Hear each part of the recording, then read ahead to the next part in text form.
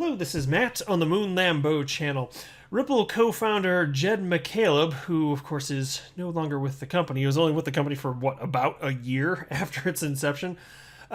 He has moved 111 million XRP in the last week and received another 442 million from Ripple. So I've got an update for you, the latest expectation on when he is going to run out of XRP to sell.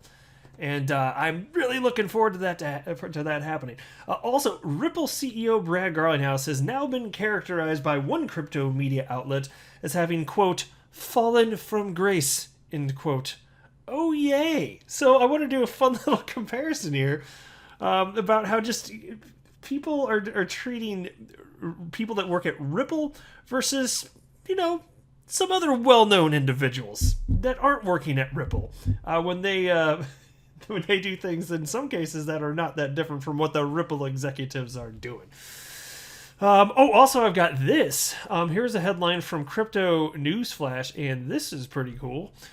Ripple's partner Tranglo teams up with Australia's payment platform to power cross-border funds transfers. So there you go, 3 stories in this latest Moon Lambo hot jam. And by the way, I will let you know that last one, that is important because it will directly increase usage of on-demand liquidity, which requires XRP usage as a bridge currency. So all good stuff here.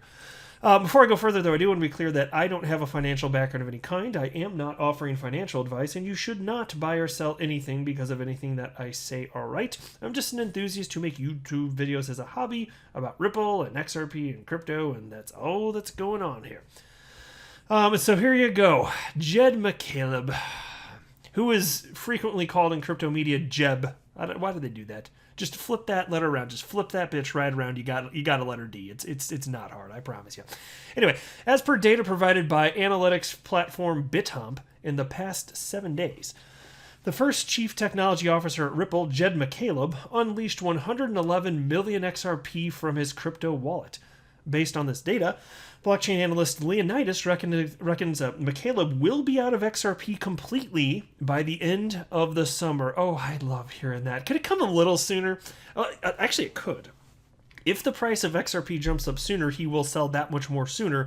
The reason being he's been maxing this out pretty well.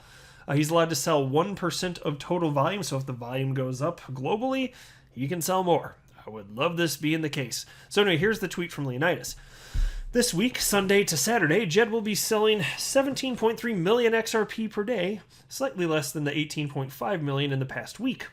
So his account was topped up yesterday with 442 million XRP. And at the moment, Jed holds a little less than 1.7 billion XRP. And so, at 15 million XRP per day, all the XRP will be gone by the end of summer. Oh, praise the Jesus. The day cannot come here fast enough. I'll make a whole video about that. All the fireworks and celebration. Everybody will get balloons and pie. It'll be fantastic. Now, take a look at this asshat here on your screen. This is Jay Clayton. And here's a headline from you today. Jay Clayton helmed Apollo acquires Ripple CEO's former companies. Well, how about that? And so this is the former SEC chairman. And so he's with Apollo now. He's doing a bunch of stuff, actually, but he's with Apollo. And Apollo has bought... it's amazing these are still companies. Yahoo and AOL, they're some of the biggest internet companies back in the day. Yay to them for still existing, I guess, even though they're insignificant. But anyway, so his firm bought him out. And then, unrelated to that, they go on to talk about some other stuff that Brad Garlinghouse, Ripple CEO, is doing. And so they have this little heading here. The star executives fall from grace. And then they just go on to cite a number of things about him. And what I wanted to do here is just to kind of compare this to, for instance, Vitalik Buterin. Take a look at this headline. And nothing against Vitalik Buterin, by the way. I'm just saying. But here's a headline from Crypto Newsflash. Vitalik Buterin becomes the newest billionaire after Ethereum crosses $3,000. And so I didn't check the price of Ethereum right before recording this, but I did see just a bit ago. I mean, it was damn near $3,500 for one Ethereum. One Ether. Okay, well, you can think about all the crap that Brad Garlinghouse gets. You know, of course, it's alleged that he and Ripple have been selling unregistered securities, XRP being the alleged unregistered security. And then you've got a bunch of people pissed off that Ripple and Brad Garlinghouse have sold XRP. But then you get this from Vitalik Buterin, and just like nobody gives a damn. Has anybody else noticed this? It's like people really, really, really want to hate Ripple and really, really, really want to hate any executives that work at Ripple. It really burns my biscuits, guys. So here's a headline from January 13th, 2020. Vitalik Buterin, the Ethereum Foundation sold 70,000 ETH at the all-time high. Oh, what? That sounds pretty bad. Isn't that a no-no, making profit off of the plebs? That's what they like. Everybody in crypto loves the word pleb. Oh, you're such a pleb. You're doing pleb things, selling your pleb crypto. Shut up. Stop using the word pleb. Anyway, so Vitalik Buterin, he publicly stated this. He actually first stated this December of 2019. Think about this. All-time high comes around, and then he dumps on the plebs. Okay. So that's what it is. But, you know, he seems to get a pass. Where do you see people in crypto giving him a hard time over this? Like, this story I talked about it when it happened over a year ago. But in general, most of crypto media, they certainly didn't make a big deal about it. But they make a big deal about it when Ripple being more transparent than what happens over at the Ethereum Foundation when they sell XRP. Oh, okay, now we got a problem. And then you've got this too. Do you realize that this happened? Look at this. Vitalik Buterin sold 500,000 Ethereum to Mike Novogratz for 99 cents each. And so, to be clear, this is before Ethereum got big. This is like 2 market cycles ago, right? and frankly, they were about to, like, I think this is accurate. I think that they were seriously running low on funds, and without the injection of cash from Mike Novogratz, they might have had some serious problems here. But this is when, again, think about this. 99 cents each per ether, and that was the going market rate when it's now almost $3,500, which is incredible. That in and of itself is awesome. But the fact that this happened, that he sold, this had to have back then been an unregistered security, right, that he sold, right? If it's true that Ripple did the same. I'm just saying, I don't like that Ripple gets crapped on by the entire crypto sphere, and then for some reason Vitalik Buterin gets a pass on like everything that he does. Just saying. All right, now to this piece from Crypto News Flash. Ripple's partner Tranglo teams up with Australia's payment platform to power cross-border funds transfer. And so this is a new article, but I actually talked about them not long ago at all, just about a month ago. Some of you might remember this one. This is from March 29th this year, so a little over a month ago.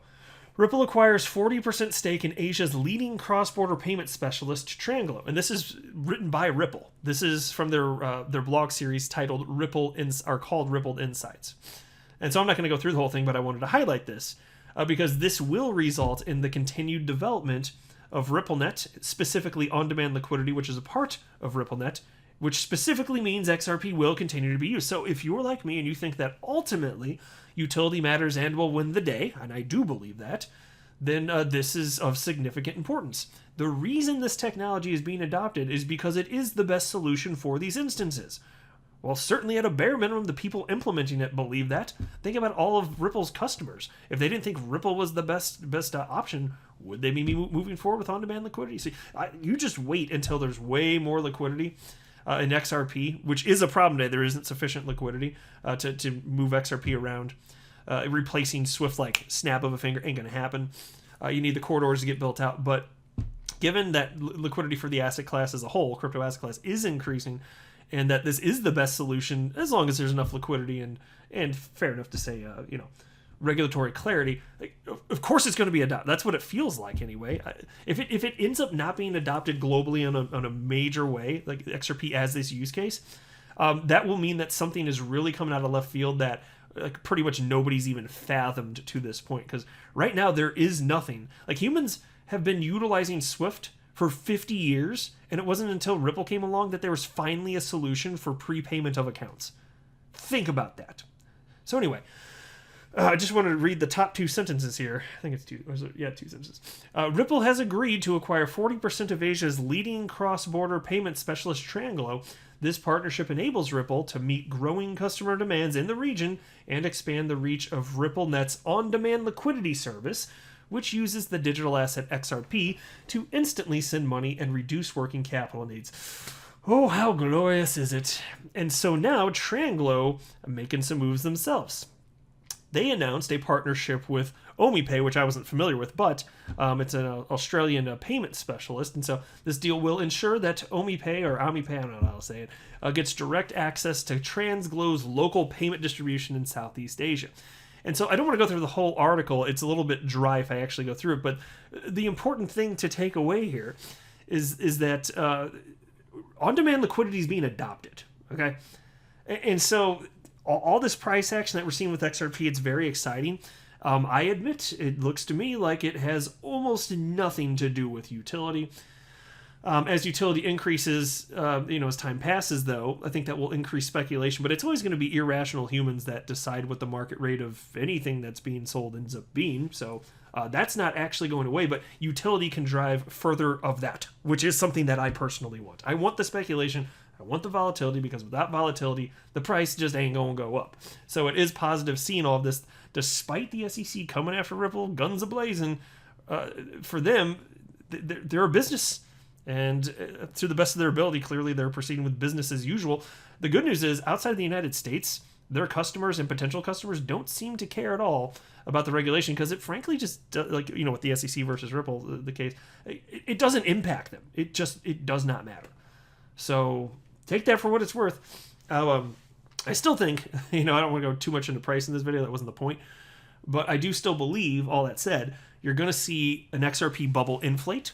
You're going to see it pop. You're going to see all sorts of people that bought towards the top lose money. I think that's going to happen with Bitcoin and Ethereum and pick your crypto, just like last market cycle.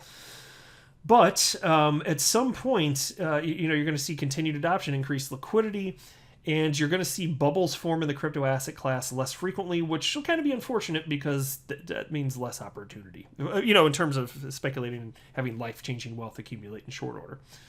So to me, these are not like dirty words or concepts or ideas or anything like that. But anyway, I'll go ahead and wrap up there. I am not a financial advisor. Do not buy or sell anything because of anything that I say or write. That would be a very, very, very bad idea.